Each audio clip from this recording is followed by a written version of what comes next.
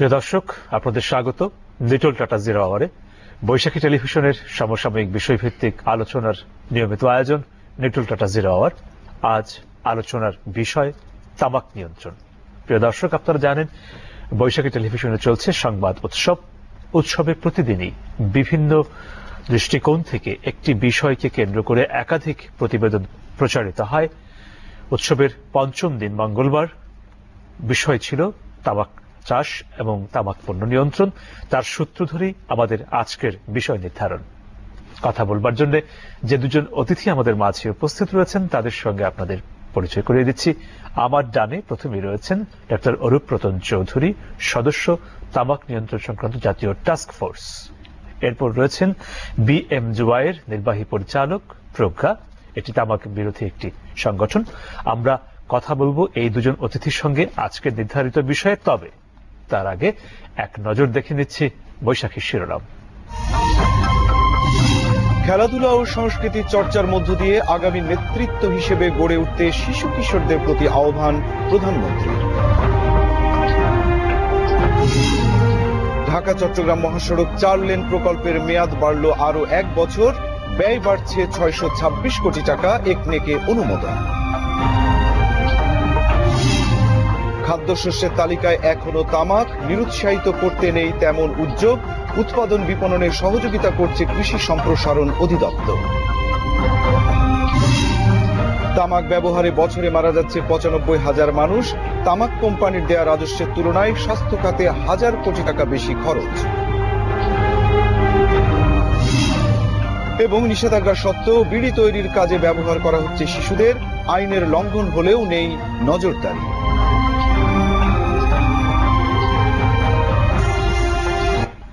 প্রিয় দর্শক, আমরা দেখছিলাম শিরোনাম। যাচ্ছি আলোচনায় আজকের দুই অতিথি ডক্টর অরূপ রতন চৌধুরী এবং বিএমজুআইয়ের সঙ্গে কথা বলার জন্য।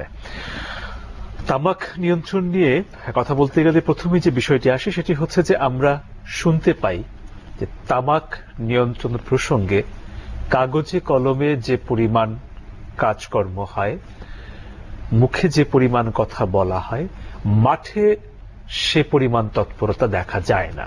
এই কথাটি আমরা বিভিন্ন সময় শুনতে পেয়েছি। কথা শুরু করছি ডক্টর অরূপ রতন চৌধুরী, আপনার কাছ থেকে যে এই যে অভিযোগটি আমরা শুনতে পাই, এ ব্যাপারে আপনার মত কি? অনেক ধন্যবাদ আজকে এই বিষয়টাকে নিয়ে আসার জন্য এর একটি জনপ্রিয় অনুষ্ঠানে। আপনার কথাটি খুবই সুন্দর একটা প্রশ্ন দিয়ে শুরু করেছেন। আসলে বিষয়টা হচ্ছে যে কারণে আমরা এটা প্রত্যক্ষভাবে দেখি না যে কার্যক্রমগুলা সরব হচ্ছে না কেন, এর একটা কারণ হচ্ছে যে আমরা এই বিষয়টাকে অতভাবে গুরুত্ব দিচ্ছি না এখনো পর্যন্ত। যদিও দেখা যাচ্ছে যে পৃথিবী মৃত্যুর যতগুলো কারণ আছে তার মধ্যে একমাত্র দায়ী হচ্ছে তামাক, মানে সংখ্যার দিক দিয়ে। কিন্তু যে পরিমাণে সরকারিভাবে রাষ্ট্রীয়ভাবে এটা গুরুত্ব আসা উচিত ছিল সেইভাবে গুরুত্ব সহকারে সেটাকে এখনো নেওয়া হয়নি। 1 2 নম্বর হচ্ছে আরেকটা বিষয়, সেটা হচ্ছে যে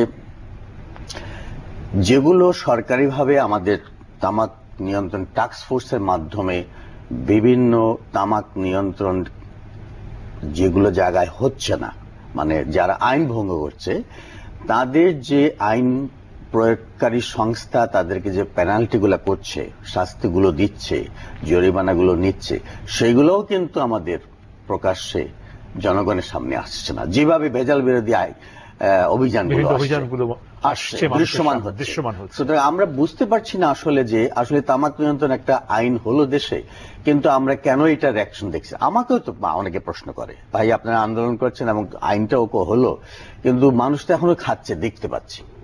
এখানে আরেকটি জিনিস পরিষ্কার হওয়া দরকার যে আমাদের সরকারকে অবশ্যই একটা সাধুবাদ জানাতে হবে যে 2005 সালে যে আইনটা হয়েছিল তার মধ্যে অনেক কিছু ফারাক ছিল, সেগুলো কিন্তু শুধরিয়ে একটা নতুন ভাবে এফসিটিসির আলোকে, ফ্রেমওয়ার্ক কনভেনশন টোবাকো কন্ট্রোল আলোকে সঠিকভাবে এই 2015 সালে কিন্তু বর্তমান সংসদেই এটা কিন্তু পূর্ণাঙ্গ বাস্তবায়ন করা হয়। কিন্তু এরপরেও যেগুলা জিনিসগুলা আসা উচিত ছিল সেগুলাও দৃশ্যমান হয়নি। এর কারণ হচ্ছে যে আমরা এখনো আইনের সবগুলো ব্যাখ্যা আমাদের জনগণের কাছে পৌঁছাতে পারিনি। একটা কারণ আমি একটা এক্সাম্পল আমি দিই, যে অনেকে এখনো মনে করে, যে অনেকে বলে কিন্তু যে ভাই প্রকাশ্যে তো ধূমপান নিষেধ, বা অনেকে লেখেও কিন্তু প্রকাশ্যে ধূমপান নিষেধ মানুষ করছে, কিন্তু প্রকাশ্যে ধূমপান কিন্তু আইনের কোথাও নাই।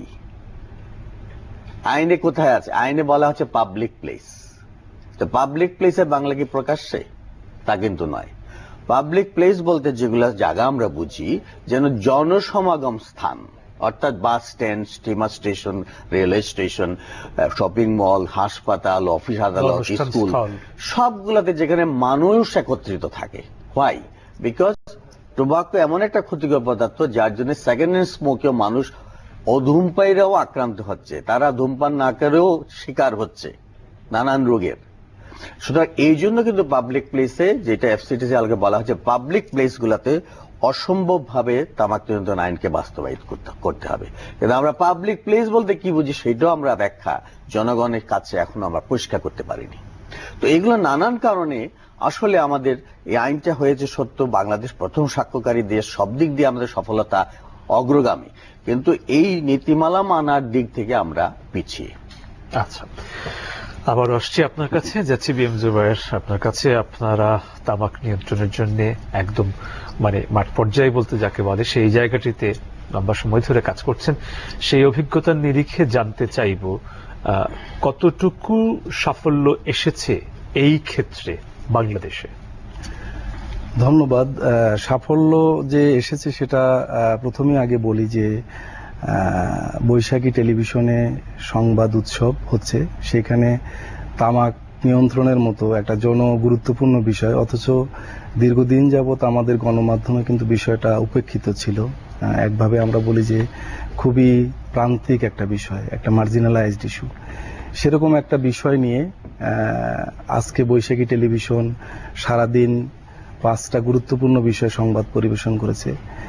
সেটা থেকে সহজে অনুমেয় যে তামাক নিয়ন্ত্রণ বিষয়টা আস্তে আস্তে আমাদের গণমাধ্যম, আমাদের নীতি নির্ধারক সমস্ত জায়গাতেই আস্তে আস্তে জিনিসটা পপুলারাইজ হচ্ছে। আইনের আমরা যদি বলি যে অরূপদা যেমন বললেন যে এফসিটিসিতে আমরা স্বাক্ষর করেছি, এরপরে 5 সালে আমাদের দেশে তামাক নিয়ন্ত্রণ আইন হয়েছে। এইটা কিন্তু খুবই একটা বিরল বিষয় যে কোনো আইন বাংলাদেশে 5 সালে হয়েছে, এটা আবার 13 সালে যিনি সংশোধন হয়, এটা কিন্তু অনেক ব্রিটিশ আইন আমরা কিন্তু এখনো সংশোধন করতে পারিনি। কিন্তু তামাক নিয়ন্ত্রণ আইনটা, সেটা আমাদের গণমাধ্যম, তামাক বিরোধীদের আন্দোলন, এসবের ফলেই কিন্তু স্বল্প সময় সমসাময়িক করা সমসাময়িক করা হয়েছে এবং 15 সালের মধ্যে আমরা একটা বিধি পেয়েছি। বর্তমানে আমরা জানি যে সরকার, আপনি জানেন যে 30-31 সালে সাউথ এশিয়ান যে সামিট হলো এসডিজির উপরে, প্রধানমন্ত্রী নিজে ঘোষণা করেছেন যে 2040 সালের মধ্যে আমরা বাংলাদেশ থেকে তামাককে নির্মূল করতে চাই। এবং সে লক্ষ্যে সে কিন্তু কিছু পলিসির কথা বলেছেন। তিনি বলেছেন যে আমাদের একটা তামাক চাষের জন্য একটা নিয়ন্ত্রণের জন্য নীতিমালা আমরা করছি এখন। একই সাথে বলেছেন যে আমাদের তামাক পণ্য ক্রমান্বয়ে সস্তা হয়ে যাচ্ছে, এইটাকে দাম বাড়িয়ে আমাদের সাধারণ জনগণের ক্রয় ক্ষমতার বাইরে নিয়ে যাওয়া, যাতে করে তামাকের দাম বেড়ে গেলে জনগণ এর ভোগ থেকে নিরুৎসাহিত হবে এবং আলটিমেটলি আমাদের স্বাস্থ্য ক্ষতি, আমাদের যে রেভিনিউ বাড়বে এবং স্বাস্থ্য ক্ষতিও কমবে। এটা প্রধানমন্ত্রীর মুখ থেকে যখন আমরা এরকম একটা পলিটিক্যাল ডিসিশন শুনি, তখন আমাদের কাছে মনে হয় যে আমাদের এই আন্দোলনটা সফল হতে যাচ্ছে, সফলতার দিকে যাচ্ছে। এই ক্ষেত্রে একটা প্রশ্ন আছে, সেটা হচ্ছে যে তামাক চাষের যে ব্যাপারটি, হ্যাঁ, এটা তো খুব বড় যুগের দাবিদার এবং বলা হয় যে তামাক চাষের ক্ষেত্রে যে জায়গা বা যে পরিমাণ ভূমিতে তামাক চাষ হতো, সেই পরিমাণ জায়গা আর থাকছে না, কমে আসছে। কিন্তু আমরা যখন এই তথ্যটি নিয়ে আমরা যখন কথা বলতে গেলাম সংশ্লিষ্ট মানুষদের সঙ্গে, তাদের অনেকেই বললেন যে না, প্রকৃত চিত্র আসলে ভিন্ন। চাষের ভূমির পরিমাণ আসলে কমছে না, হয়তো একটি নির্দিষ্ট অঞ্চলে কমছে, অন্য একটি জায়গায় বাড়ছে, যা হয়তো হিসেবে ধরা হচ্ছে না, এরকম তথ্য। এবং অনেক ধরনেরই অস্পষ্টতা আমাদের কাছে রয়েছে। যে কথাটি অরূপন চৌধুরীও বলছিলেন যে বিধিগুলিরও অস্পষ্টতা আছে, বাস্তবতা বুঝতে গেলে বাস্তব চিত্র বুঝতে পারারও একটা অস্পষ্টতা আছে। এই জায়গাটা একটু স্পষ্ট করবেন কি যে আসলে আমাদের এখানে তামাক চাষ হয় এমন ভূমির পরিমাণ কমছে না বাড়ছে? আমি একটু আন্তর্জাতিক পরিমণ্ডলে বলি যে তামাক চাষ কিন্তু একটা লেবার ইন্টেন্সিভ কাজ এবং এইখানের জন্য ভূমির দরকার হয়। উন্নত দেশগুলো এটা কনজিউম করে, কিন্তু এটার যে এক্সটার্নালিটিজ, এটার যে ক্ষতিকর দিকগুলো তারা কিন্তু এটা বহন করে না। তামাক এখন আস্তে আস্তে আমাদের তৃতীয় বিশ্বের উন্নয়নশীল দেশগুলো অথবা দেখবেন যে উন্নত দেশগুলোর যে অনুন্নত এলাকা, যেখানে গভর্নেন্স সিস্টেমটা একটু উইক, যেখানে পভার্টি আছে, সেই সব জায়গাগুলোতেই তামাক চাষ হয়। বাংলাদেশেও দেখবেন যে তিনটা আমরা হাব বলি, তিনটা জোন বলি, যেখানে কিন্তু তামাকের চাষ বেশি হয়। একটা পাহাড়ি এলাকা, কুষ্টিয়া এলাকা এবং রংপুর এলাকা, এই তিনটাই কিন্তু পভার্টি প্রোন এরিয়া। এই জায়গাগুলোতে এবং গভর্নেন্স সিস্টেম আপনি দেখেন পাহাড়ি এলাকায় কিছুটা হয়তো উইক। কোম্পানিগুলো, স্পেশালি মাল্টিন্যাশনাল কোম্পানিগুলো এই দুর্বলতাকে কাজে লাগিয়ে কিন্তু তামাক চাষকে সম্প্রসারণ করে। আপনি যেটা বলেছেন যে জমির পরিমাণ দিন দিন কমছে, এটা কিন্তু অসত্য তথ্য। কারণ আমাদের যে কৃষি সম্প্রসারণ বিভাগ আছে সেইখানে তামাক কোম্পানির একটা বড় হাত আছে। তারা বিভিন্ন ধরনের আইপিএম ক্লাব, নানা ধরনের কর্মসূচি তারা এক্সটেনশন ডিপার্টমেন্টের সাথে করে। সবসময় তামাক চাষের যে জমির পরিমাণ সেটাকে তারা কম করে দেখাবার একটা প্রচেষ্টা প্রত্যেক বছরই করে। কিন্তু আমরা যখন ফিল্ড লেভেলে যাই, ধরেন কিছুদিন আগে আমরা লালমনিরহাট এলাকায় ভিজিট করে আসলাম, লোকাল লোকজন এবং স্থানীয় যারা প্রশাসন, সংবাদকর্মী, তারা প্রত্যেকেই বলছেন যে প্রত্যেক বছরে আবাদি জমির পরিমাণে বাড়ছে এবং তামাকের যে ব্যাপ্তি আমরা দেখলাম যে বিস্তীর্ণ এলাকা জুড়ে, সেটা কোন লক্ষণই কোনো মানুষের সাদা চোখে পড়বে না যে এই তামাকের চাষ ক্রমান্বয়ে কমছে। সেটা হলো তারা সবসময় এটা হাইড করে। আমরা পরিসংখ্যানগত একটা ভুল ইনফরমেশন পাই সরকারিভাবে। আর একটা জায়গা হচ্ছে যে তারা কিন্তু এখন হাই ইল্ডিং ভ্যারাইটিজের দিকে যাচ্ছে। যদিও কোনো কোনো ক্ষেত্রে জমির পরিমাণ কম, কিন্তু প্রোডাক্টিভিটি কিন্তু উৎপাদন কিন্তু সেটা সব ক্ষেত্রে উচ্চ ফলনশীল ইন্ট্রোডিউস করছে। সুতরাং টোটাল যদি আমরা প্রোডাকশন দেখি সেই দিক থেকে কিন্তু জমির পরিমাণ কমলেই সংখ্যামুক্ত হওয়ার তেমন কোনো কারণ নেই। কারণ যদি হাই প্রোডাক্টিভ যদি বীজ বা চাষ প্রক্রিয়া ব্যবহার করা হয় সেক্ষেত্রে উৎপাদন বাড়বে। এবং সেক্ষেত্রে তারা যেটা করছে, গভর্নমেন্টের যে সাবসিডাইজ যে জিনিসগুলো আছে, আপনি ধরেন সার, সেচ, এটা কিন্তু সরকারিভাবে আপনার বাংলাদেশ ব্যাংকের একটা ইয়া আছে যে এখানে তামাক চাষে কোনো ঋণ দেওয়া যাবে না। কৃষি মন্ত্রণালয় থেকে একটা প্রজ্ঞাপন জারি আছে যে তামাক চাষের জন্য কোনো ধরনের সার দেওয়া যাবে না, সেচ ব্যবহার করা যাবে না। অথচ তামাক কোম্পানিগুলো সেগুলোকে কিন্তু তামাক চাষের জন্য ব্যবহার করিয়ে মুনাফাটা তাদের ঘরে যাচ্ছে। ইভেন আমাদের ইনোসেন্ট যারা ফার্মার তারাও কিন্তু এই প্রফিটটা পাচ্ছে না। আসছি আবার আপনার কাছে, যাচ্ছে একটু চৌধুরী আপনার কাছে, একটু স্বাস্থ্য ঝুঁকি নিয়ে কথা বলবো। তামাক জনিত স্বাস্থ্য ঝুঁকি, আমাদের যে তথ্য সেই তথ্য অনুযায়ী বাংলাদেশ অন্তত বছরে তামাক জনিত রোগে মারা যাচ্ছে এরকম মানুষের সংখ্যা 95,000। সংখ্যাটি একেবারে ফেলে দেওয়ার মতন না, উদ্বেগজনক চিত্র নিশ্চয়ই। সেই জায়গা থেকে আপনার কি মনে হয় যে এটি তো এরকম না যে কাউকে জোর করে বাধ্য করা হচ্ছে, হ্যাঁ, বা কাউকে ফাঁদে ফেলে এটি করা হচ্ছে, সেরকম না। তার মানে হচ্ছিল এমন কিছু কিছু প্রক্রিয়া আছে যার ভেতর দিয়ে মানুষ এই তথ্যটি জেনেও, মৃত্যুর আশঙ্কা আছে জেনেও এর সঙ্গে জড়িয়ে পড়ে। সেই জায়গাটিকে মোকাবেলা করার প্রক্রিয়া কি ভাবছেন বা কি করছেন? দেখুন, তামাকের মধ্যে যে কেমিক্যালস গুলো আছে তার মধ্যে বলা হচ্ছে যে প্রায় 7,000 রাসায়নিক পদার্থ, এবং এর মধ্যে প্রায় 60টি হচ্ছে কার্সিনোজেনিক, এবং একটি খুব মারাত্মক ক্ষতিকর, যেটাকে বিশ্ব স্বাস্থ্য সংস্থা বলছে যে একটা মাদক, এটা হচ্ছে নিকোটিন। ফলে মানুষ কিন্তু সিগারেট কোম্পানিগুলো, তামাক কোম্পানিগুলো সবসময় চায় টিনেজারদের মধ্যে সিগারেটটা ঢুকিয়ে দেওয়ার জন্য। যদি একবার তারা এটা গ্রহণ করে, নিকোটিনটা তাদের ব্রেনের রিসেপ্টর সেলে গেলে আর আবার তারা খেতে চায়। ফলে তাদের টার্গেট গ্রুপ থাকে ইয়াং, টিনেজ এবং ছোট ছোট কমলবতী ছেলেমেয়েরা। সুতরাং তারা এই জিনিসটা ধরে যেতে পারলে তারা মনে করে তাদের ব্যবসাটা চলতে থাকবে। এবং এই কারণেই হচ্ছে কি যে মানুষ কিন্তু তামাকটা ছাড়তে পারে না, মানে এটা ডিপেন্ডেন্সিটা এত স্ট্রং, এবং এর ফলে দেখা যাচ্ছে যে এই রোগ ব্যাধিগুলো বেড়ে যাচ্ছে। আরেকটা দিক হচ্ছে যে আমাদের দেশে কুইট প্রোগ্রামগুলো পৃথিবীর সব উন্নত দেশে কিন্তু আছে, যে যদি কেউ ধূমপান ছাড়তে চায় তাকে কিন্তু একটা হেল্পলাইন দেওয়া হয়, যে অত নাম্বারে টেলিফোন করলে তাদেরকে স্বাস্থ্য অধিদপ্তর থেকে সাহায্য করা হয় এবং সেরকম সেল করে দেওয়া আছে। আমাদের দেশে কিন্তু সেটা নাই। ফলে যারা ধূমপান ছাড়তে চাচ্ছেন তারা কিন্তু অসহায়। এখন আমি একজন ধরেন ধূমপান বিরুদ্ধে আন্দোলন করছি 30 বছর যাবত, আমার খুব ইন্টারেস্ট যে একজন ধূমপায়ী রোগী যদি আমার চেম্বারে আসে বা হাসপাতালে, আমি প্রথমেই আমি যে কাজটা করি তার রোগের ট্রিটমেন্টের আগে তাকে কাউন্সিলিং করি, কারণ এটা আমার অভ্যাস, আমার একটা হ্যাবিট বা আমার একটা নেশা হয়ে গেছে, এবং তাকে ছাড়াই না ছাড়ানো পর্যন্ত আমি তার রোগের চিকিৎসা করতে চাই না। তো এইরকম ভাবে প্রত্যেকে যদি, ডাক্তাররাও অনুপ্রাণিত হয়ে, চিকিৎসকদের কিন্তু একটা জিনিস হচ্ছে কি, যে কোনো রোগের প্রধান কারণ না হলেও 4-5টা কারণের মধ্যে একটা কারণ কিন্তু ধূমপান থাকতেই পারে, যেসব রোগ নিয়ে রোগীরা চেম্বারে বা হাসপাতালে যায়। সুতরাং চিকিৎসকরা এখানে কিন্তু একটা বিরাট ভূমিকা পালন করতে পারেন। সেখানেও কিন্তু দেখা যাচ্ছে যে আমাদের ব্যর্থতা, এবং এখানেও কাউন্সিলিং হচ্ছে না, বা তাকে আরেকজন কাউন্সিলরের কাছে পাঠানো, সাইকিয়াট্রিস্টের কাছে পাঠানো, যে তার তো একটা নেশা, এটাকে ছাড়ানোর জন্য তাকে একটা চিকিৎসা দিতে হবে। এই জিনিসগুলোরও কিন্তু অভাব। আরেক একটা জিনিস হচ্ছে যে তামাক কোম্পানি আগ্রাসন ভূমিকার জন্য তারা বিভিন্নভাবে এই তামাক জনিত আইন হওয়ার ফলে তাদের মধ্যে একটা বিরাট মানে সংখ্যা দেখা দিয়েছে যে তারা ব্যবসাটা হয়তো তাদের লাল বাতি জ্বলবে খুব অচিরেই, কিন্তু তারা সেটা হচ্ছে না বলে তারা নানান ফন্দি ফেকরের মাধ্যমে বিভিন্নভাবে তারা ঢুকে যাচ্ছে, বিভিন্ন কনসার্টে বা কিংবা স্পন্সরিং এ। যদি আমরা এগুলো আইনের মধ্যে নাই, তবুও তারা কিন্তু এখনো করছে। ইভেন তারা বিভিন্ন জায়গায় ডিসপ্লেতে যেগুলো দেখানো নিষেধ, সাইনবোর্ড বা বিলবোর্ড, সেগুলোতে কিন্তু তারা ঢুকে যাচ্ছে। সুতরাং এগুলা কিন্তু হচ্ছে, এবং এগুলা কারণে দেখা যাচ্ছে যে আমরা এই যে রোগ ব্যাধিগুলো আমরা কমাতে পারছি না, মানে এটার সংখ্যা আমরা কোনোভাবেই কমাতে পারছি না।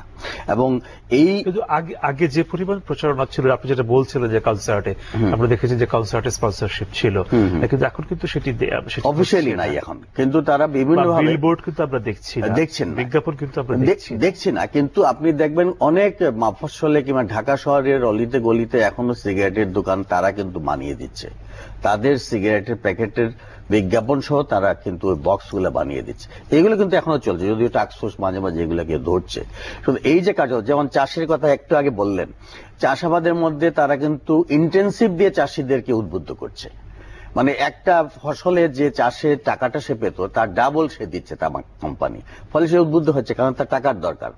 আর সে জানেই না কৃষি মন্ত্রণালয়ে যে এই ধারাতে আছে, যে কৃষি মন্ত্রণালয়ে বলা আছে যে তা কেউ যদি তামাক চাষ ছেড়ে অন্য ফসল আবাদ দিতে আসতে চান, তাদের কিন্তু একটা ইন্টেনসিভ দেওয়া যেতে পারে, এবং সেই সুযোগটাও যে তারা পাবে সেটাও আমরা বুঝতে পারি। তাদের যে একটি পাল্টা ইন্টেনসিভ তাদের জন্য অপেক্ষা করছে, সেটাও তাদের কাছে নেই। এইটাও আমাদের ব্যর্থতা যে আমরা কৃষক ভাইদের জানাতে পারছি না যে তোমরা এটা ছাড়ো। যাদেরকে বিভিন্ন এনজিওর মাধ্যমে আমরা জানাতে পারছি, তারা অন্য ফসল, যেমন আমি অনেক কৃষক ভাইকে জানি যারা এইসব তামাক সাত ছেড়ে ফুলের চাষ করে বা ফসলের চাষ করে অনেক অর্থকরী দিক দিয়ে লাভবান হচ্ছে। জানা বোঝার একটা সমস্যা কিন্তু এই ইস্যুতে এখানে বেশ শক্তিশালী একটা জায়গায় আছে, জানা বোঝার সমস্যা। অবশ্যই আমরা আপনাদের কাছে আবারও ফিরছি আলোচনায় একটা বিরতির পর। প্রিয় দর্শক, সময় হয়ে গেল একটা বিরতির, ফিরছি কিছুক্ষণের ভেতর, আশা করি সঙ্গেই থাকছেন।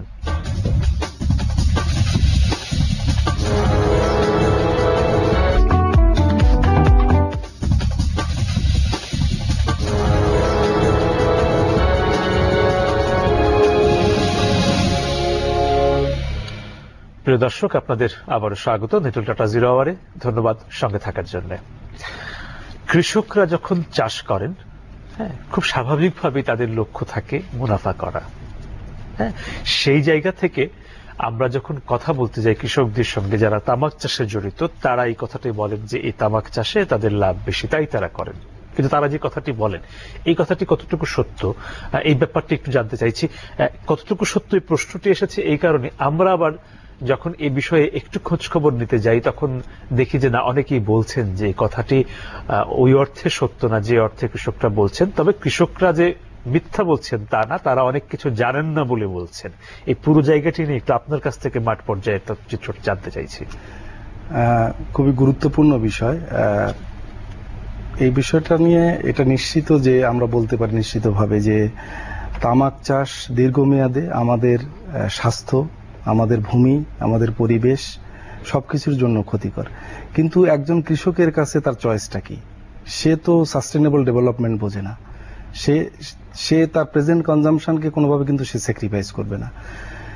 আমরা জানি যে শর্ট রানে তামাক চাষ কৃষকের জন্য লাভবান, এটা স্বীকৃত একটা জিনিস। অন্যান্য যে কোনো ফসলের তুলনায় তার জন্য স্বল্প মেয়াদে এটা লাভজনক। সে জানে যে এটা করলে তার স্বাস্থ্যের ক্ষতি হয় এবং দীর্ঘদিন চাষ করলে তার জমির উর্বর শক্তি নষ্ট হবে, তার শিশুটা এর সাথে যে সম্পর্ক, দীর্ঘদিন যদি একই ধরনের শস্য চাষাবাদ করা হয় সাধারণতই জমির উর্বরতা শক্তি কমে আসে। আমি জানতে চাইছি যে তামাক চাষের সেই ভারটি বেশি কিনা। অবশ্যই বেশি, সেটা আমি বলছি। তামাক চাষের জন্য সার, যে পরিমাণে সার দরকার হয়, স্বাভাবিক ফসলের তুলনায় 3-4 গুণ বেশি সার ব্যবহার করতে হয়। এবং তামাক জমি থেকে যে পরিমাণে পানি এবং অন্যান্য মাটির যেগুলো এক্সট্রাক্ট করে সেটা কিন্তু খুবই বেশি। তো যদি একই জমিতে ক্রমাগতভাবে 5-10 বছর, সেটা কৃষকরাই কিন্তু বলে, এটা যে আমরা সায়েন্টিফিক কোনো সয়েল টেস্ট করে বলছি না, কৃষকরাই বলে যে একই জমিতে তারা যদি 5-7 বছর ধরে এটা চাষ করে, তখন ওই জমিতে স্বাভাবিক অন্য কোনো, যেমন ধান বা অন্য কোনো ফসল তারা কিন্তু উৎপাদন করলে সেটার উৎপাদনশীলতা খুবই কমে যায়। সুতরাং এটা কৃষকদের দ্বারাই পরীক্ষিত, কিন্তু কৃষকদের কাছে কিন্তু কোনো ইমিডিয়েটলি কোনো সলিউশন নাই। সে যেহেতু তামাক চাষ করে একটা টাকা পাচ্ছে, যেটা তাৎক্ষণিক একটা মুনাফা সে পাচ্ছে, মুনাফা সে পাচ্ছে, সেই জন্য সেটি অন্য চাষের তুলনায় বেশি হচ্ছে এবং কতগুলো নিশ্চয়তা সে পায়, যে সে বাজারজাতকরণের সুবিধা পায়, কোনো কোনো ক্ষেত্রে সে সেচ সুবিধা, সারের সুবিধা পাচ্ছে, বীজ পাচ্ছে এবং বাজারজাতকরণের সুবিধা পাচ্ছে। এই সুবিধার কারণে হয়তো তাৎক্ষণিক সুবিধাটা সে পায়, কিন্তু এইটা বিজ্ঞানসম্মতভাবে পরীক্ষিত যে তামাক কোনোভাবেই মাটির স্বাস্থ্যের জন্য, পরিবেশের জন্য এবং যারা এর চাষাবাদের সাথে সম্পৃক্ত তাদের জন্য এটা ক্ষতিকর, এটা স্বীকৃত। অনুপ্রদীপ চৌধুরী একটা কথা বলছিলেন যে যদি কেউ তামাক চাষ থেকে কোনো চাষি ফিরে আসতে চান, সেক্ষেত্রে তার জন্য ইন্টেনসিভ আছে। এই যে বিষয়গুলো হয়তো কৃষকরা জানেন না, আপনাদের কাছে কি মনে হয়েছে যে এই জানা বোঝার গ্যাপটি কৃষকদের কাছে কি পরিমাণ? না, আমি যেটা বলছিলাম যে তামাক চাষ নিয়ন্ত্রণের জন্য সরকারের কোনো নীতিমালা নাই। সরকার যদি এরকম কোন নীতিমালা তৈরি করতে পারে যে যারা এই ধরনের ক্ষতিকর ফসল আবাদ করছে তারা এই জায়গা থেকে যদি বের হয়ে আসতে চায়, তাদের জন্য অল্টারনেটিভটা কি?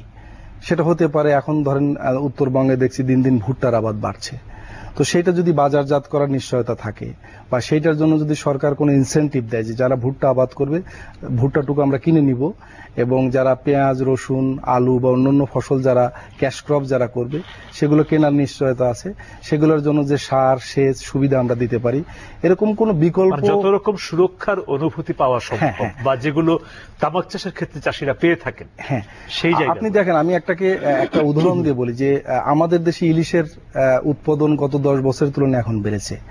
একজন যারা মৎস্যজীবী, সে যদি ব্যান পিরিয়ড মেনে চলে, সে যদি তাকে যদি ওই সময়ের জন্য সরকার নানা ধরনের বিকল্প কর্মসংস্থানের ব্যবস্থা করছে, ভর্তুকি দিচ্ছে, তাহলে কিন্তু ইলিশের উৎপাদন যদি বেড়ে থাকে, তারা কিন্তু খুবই একটা রিমোট এরিয়ায় বসবাস করে, তারা এবং অশিক্ষিত জনগোষ্ঠী, তারা যদি এটা প্রতিপালন করতে পারে, আমাদের কৃষকদেরকে যদি বিকল্প দেওয়া হয়, তাদের যদি বিকল্প জায়গা থেকে তারা আয় করতে পারে, কেন তারা এটা মানবে না? সুতরাং আমরা চাই যে এইটা শুধুমাত্র মুখে বললে হবে না যে তোমরা তামাক চাষ ছেড়ে অন্য ফসলে আসো, সাথে সাথে বিকল্পটা আমাদের দেখাতে হবে, সামনে তুলে ধরতে হবে। সেটা ধন্যবাদ। আসছে এবার আপনার কাছে একটু স্বাস্থ্য বিষয়ে আবার আসতে চাই, কি কি ধরনের রোগ ব্যাধির সঙ্গে তামাকের সম্পর্ক আছে? বিশ্ব স্বাস্থ্য সংস্থা 3-4 বছর আগে একটা সুন্দর পোস্টার ছাপিয়েছিল বিশ্ব তামাক মুক্ত দিবসে, এবং সেই পোস্টারটি আমি সব জায়গায়, সব সেমিনারে গেলে বা ওইটার উপর বক্তৃতা হলে আমি পোস্টারটি দেখাই আমাদের ছাত্রছাত্রী বা ছেলে মেয়েদেরকে। এটা খুবই একটা চমৎকার একটা পোস্টার বিশ্ব স্বাস্থ্য সংস্থা। সেখানে মাথার চুল থেকে পায়ের নখ এমন কোন অঙ্গ প্রত্যঙ্গ নাই যেটা তামাকের কারণে ক্ষতিগ্রস্ত না হয়। যেমন আমি বলি, মাথার থেকে চুল পড়া শুরু হয়, তারপরে মাথার ভিতরে আসেন, সেখানে ব্রেন স্ট্রোক হয়, তারপরে একটু নিচে আসেন, চোখের বিভিন্ন রোগ হয়, চোখে ছানি পড়ে, তারপরে মুখের ভিতরে আসেন, আমি ডেন্টিস্ট, আমি জানি মুখের ক্যান্সারের অন্যতম প্রধান কারণ হচ্ছে তামাক, তারপরে দাঁতের বিভিন্ন ধরনের রোগ, তারপরে আসেন গলার ক্যান্সার, তারপরে বুকের একদিকে হচ্ছে ফুসফুসের ক্যান্সার, একদিকে হৃদরোগ, তারপরে পেটে আসেন বিভিন্ন পরিপাকতন্ত্রের সমস্যা, তারপরে আসেন মেয়েদের গর্ভপাত, কম ওজনের শিশু জন্মলাভ, ছেলেদের মানে যৌনশক্তি হ্রাস, তারপরে পায়ের নিচে যেটা বার্জাস্ট্রিজ, যেটা গ্যাংগ্রিন বলে, পায়ের পচনশীল রোগ, পা কেটে ফেলতে হয়। আমাদের ডায়াবেটিস হাসপাতালে ম্যাক্সিমাম দেখা যায় যারা ডায়াবেটিস এবং ধূমপায়ী তাদের কিন্তু গ্যাংগ্রিনটা হয়, ফলে অ্যাম্পুটেশন করতে হয়, তারা পঙ্গু হয়ে যায়। সুতরাং সবকিছু রোগই কিন্তু দেখা যায় যে তামাকের কারণে হয়।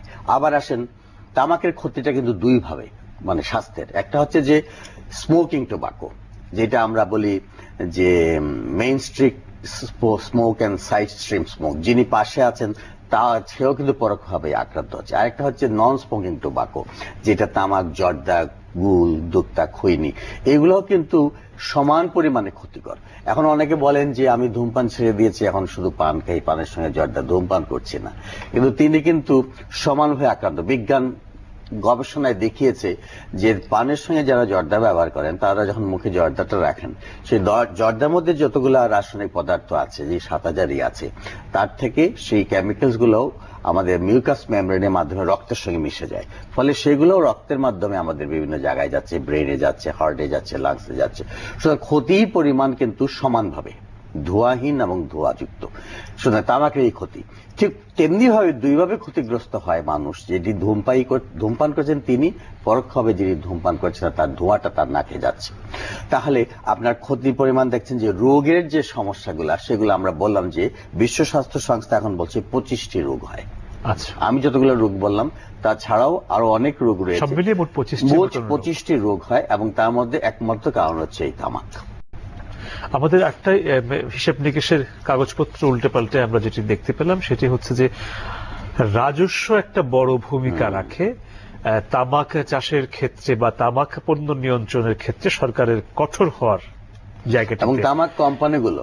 হ্যাঁ, একটুখানি আমাদের তথ্যটা আমরা যেটা আমাদের কাছে আছে সেটি যে বলে আপনার কাছে যাচ্ছে, সেটা হচ্ছে যে আমরা দেখেছি যে 10,000 কোটি টাকার রাজস্ব দিচ্ছে তামাক কোম্পানিগুলো সরকারকে। সেই জায়গা থেকে এই ব্যাপারে সরকারের একটু নমনীয় থাকার একটি কারণ রয়েই যায়। কিন্তু আবার পাশাপাশি স্বাস্থ্য ঝুঁকির জায়গায় যদি আমরা দেখি যে এই সংক্রান্ত রোগের ক্ষেত্রে সরকারকে চিকিৎসা খাতে ব্যয় করতে হয় হচ্ছে গিয়ে প্রায় 11,000 কোটি টাকা। যদি তাই হয় তাহলে তো সরকার 1,000 কোটি টাকা বরঞ্চ মানে কি বলবো লোকসানের ভেতরে পড়ছে। এই জায়গাটির সমাধান কি হতে পারে? তামাক কোম্পানির সরকারের কাছে একটাই মানে দুর্বলতার কারণ সবসময় নিয়ে আসে বাজেট অধিবেশনের আগে।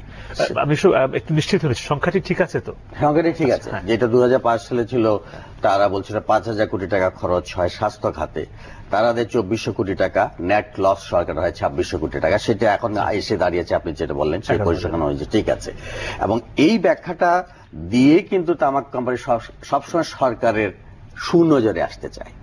তারা বলে আমরা এত পরিমাণ অঙ্কের একটা ট্যাক্স দেই আপনাদেরকে, আপনারা একটু নমনীয় থাকবেন, আপনারা যতই আইন করেন না কেন একটু দেখে শুনে করবেন, কারণ আমরা তো বিশাল অঙ্কের একটা ট্যাক্স দিচ্ছি। কিন্তু অর্থনীতিবিদরা ইতিমধ্যে আমাদের এই রোগ যেগুলো আমি বললাম সেসব রোগের কারণে, আরেকটা বিষয় হচ্ছে যারা পঙ্গু হয়ে যাচ্ছে, মানে এই যে স্ট্রোকের কারণে যারা পঙ্গু হয়ে যায়, তারা তো সমস্ত ফ্যামিলিটা পঙ্গু হয়ে যায়। মানে যিনি সংসারটা চালান, যিনি মেইন অর্থ উপার্জন করেন, তিনি কিন্তু ঘরে বসে থাকেন তামাকের কারণে অসুস্থ হয়ে, গোটা পরিবারটা তখন পঙ্গু হয়ে যায়।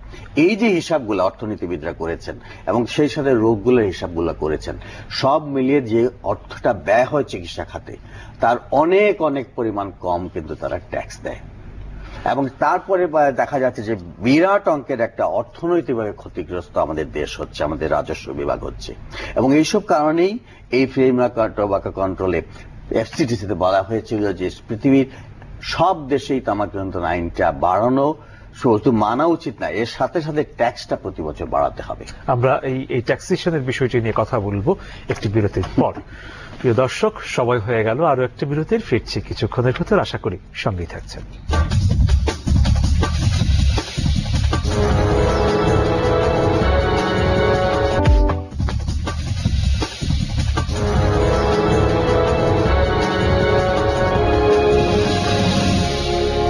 দর্শক, আপনাদের স্বাগত নিউট্রাল টাটা জিরো আওয়ারে, ধন্যবাদ সঙ্গে থাকার জন্য।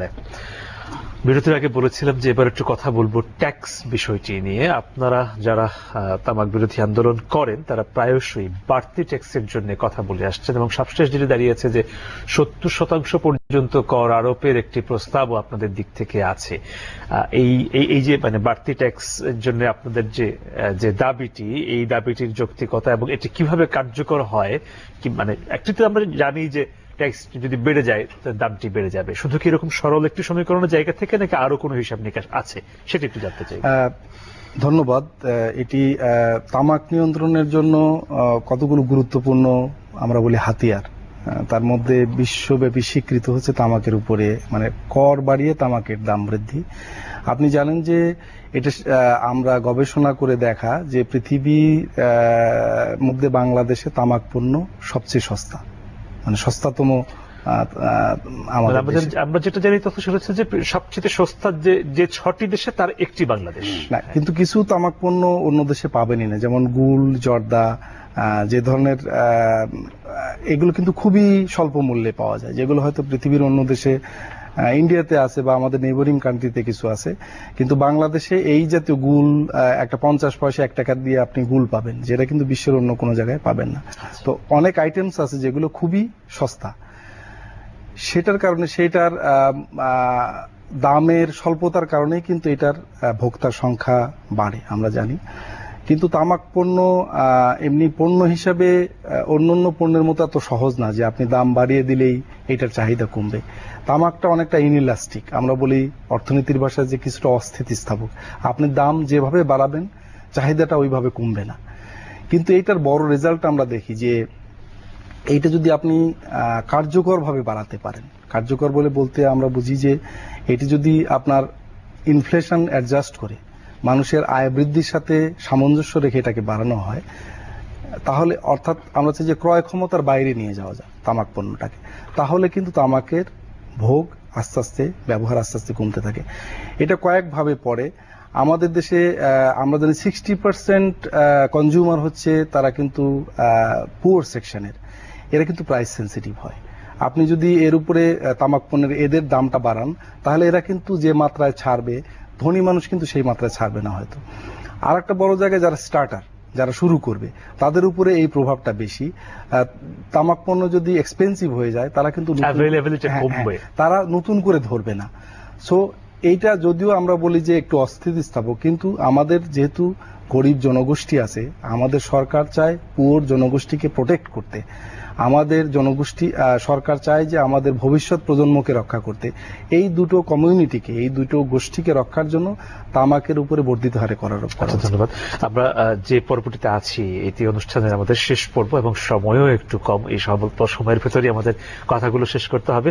অরুণেন্দ্র চৌধুরী, আপনার কাছে যাচ্ছি, যদি এই বিষয়গুলো নিয়ে আপনার কিছু বলার থাকে, তবে একটি প্রশ্ন আমাদের সেই সঙ্গে থাকবে, সেটি হচ্ছে যে আপনি তো একটি টাস্ক ফোর্সে আছেন তামাক নিয়ন্ত্রণে, সেখান থেকে আগামী দিনের জন্য কি কি পরিকল্পনার কথা ভাবছেন, এটি সহ এই প্রশ্নটি রেখে বাদবাকিটুকু আপনার উপর। হ্যাঁ, আপনারা জানেন যে তামাক নিয়ন্ত্রণ আইনে বাস্তবায়নের জন্য সাম্প্রতিককালে যে অধিবেশনটা হলো, সেখানে মাননীয় প্রধানমন্ত্রী তার ওই ব্যক্তি প্রকাশ করেছেন যে এটা 2040 সালের মধ্যে আমাদের দেশ থেকে তামাকটা সম্পূর্ণভাবে নিয়ন্ত্রণ করা হবে, এবং সেই লক্ষ্য নিয়ে কিন্তু টাস্ক ফোর্স কাজ করে যাচ্ছে। এবং যে বিষয়টা এখানে উত্থাপন করা হচ্ছে সেটা হচ্ছে যে এফসিটিসির মধ্যে যে তামাক নিয়ন্ত্রণের মধ্যে সবচেয়ে উল্লেখযোগ্য বিষয়টা ছিল পিকটোরিয়াল ওয়ার্নিংস, অর্থাৎ সচিত্র যে সতর্কীকরণগুলো সিগারেটের প্যাকেটে। আপনি দেখবেন উন্নত বিশ্বের সবগুলো দেশে, কিন্তু আপনি পার্শ্ববর্তী দেশে যান, সিঙ্গাপুর থেকে আরম্ভ করে কানাডা, অস্ট্রেলিয়া, সব দেশে সিগারেটের প্যাকেটে যে আমি যেটা বললাম যে ফুসফুসে ক্যান্সার, সেই ক্যান্সারের ছবিটা, এবং সেখানে লিখে দেওয়া হয় যে স্মোকিং কজেস লাং ক্যান্সার, ফুসফুসের ক্যান্সার ধূমপানের কারণে। এই কথাগুলো কিন্তু লিখতে হবে, এটাও কিন্তু এফসিটিসি আলোকে আছে, এবং সেটাও কিন্তু আমাদের এই টাস্ক ফোর্সের কথা অনুযায়ী আমরা কিন্তু কাজ করে যাচ্ছি যে আগামী মার্চের 19 মার্চের মধ্যে সেটা বাস্তবায়ন হবে, 19 মার্চে, এবং সেটা আমরা দেখতে পাবো সিগারেটের প্যাকেটে। কিন্তু এর মধ্যেও তামাক কোম্পানি বিভিন্নভাবে তারা সুযোগ নিচ্ছে যে এইটাকে যাতে আরো পিছানো যায়। কিন্তু এই ব্যাপারে আমরা লক্ষ্য আমরা স্থির করে রেখেছি, প্রধানমন্ত্রী যেহেতু একটা নিশ্চয়তা দিয়েছেন এটাকে আমরা বাস্তবায়িত করব, সুতরাং এই ব্যাপারে আমরা কোন ধরনের ছাড় দিতে রাজি নই। এবং যদিও তারা তামাক কোম্পানি নানান ভাবে সুযোগ খুঁজছে, আর কিছু আর যেগুলো ব্যাপার হচ্ছে যেগুলা আমরা তামাক নিয়ন্ত্রণ আইনের মধ্যে আছে, যেমন পাবলিক প্লেস গুলাকে ধূমপান মুক্ত করা, এবং আইনের মধ্যে আছে, আপনারা জানেন যে যেগুলো আইন আছে যেগুলো বলা হয় যে ধূমপান হইতে বিরত থাকুন, ইহা শাস্তিযোগ্য অপরাধ। এই কথাটা যে সাইনটা লিখতে হবে, এটা কিন্তু অনেক হাসপাতালে এখন দেখা যাচ্ছে লেখা হচ্ছে না, এইগুলা লিখতে হবে। এখনো লেখা আছে অনেক জায়গায় ধূমপান নিষেধ, কিন্তু লিখতে হবে কিন্তু ধূমপান হইতে বিরত থাকুন, ইহা শাস্তিযোগ্য অপরাধ। এটা কিন্তু আপনার বাসে যেগুলো ট্রান্সপোর্টেশন হয় সেগুলো কিন্তু লিখতে হবে। এখানে যদি পাবলিক প্লেসে যিনি কর্ণধার, যিনি হাসপাতালের মালিক বা পরিচালক, তিনি যদি সেই কাজগুলো না করেন তাহলে কিন্তু পরিচালকেরও জরিমানা হতে পারে। আইনের মধ্যে কিন্তু সেগুলো আছে। এইগুলো সবগুলো বিষয়গুলোকে আমরা যাতে বাস্তবায়ন করতে পারি। তারপরে চলচ্চিত্রেও এবং নাটকে এখনো দেখা যাচ্ছে বিভিন্ন চ্যানেলে বিভিন্ন নাটকের মধ্যে কিন্তু ধূমপানের দৃশ্যগুলো আসছে।